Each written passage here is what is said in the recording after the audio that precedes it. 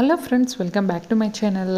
So పూరీలకు చపాతీలకు curry సింపుల్గా తొందరగా ఎలా అయిపోతుంది ఈ వీడియోలో చెప్తున్నాను. సో ఫస్ట్ అయితే కుక్కర్లో నేను ఆయిల్ వేసుకున్నాను. ఆయిల్ వేడైన తర్వాత చక్కగా పోపు అయితే వేసుకుంటున్నాను.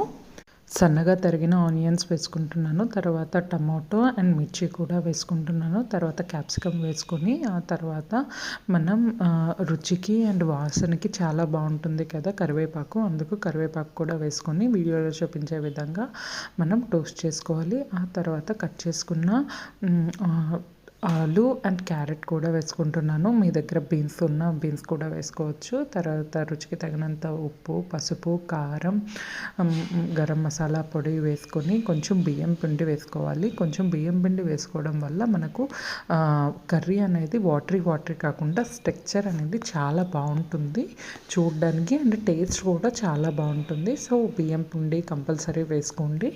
ఇంకా అంతే, అన్నీ వేసేసి వాటర్ వేసేసి హై ఫ్లేమ్లో 3 విజిల్స్, లో ఫ్లేమ్లో 2 విజిల్స్ ఇస్తే సరిపోతుంది.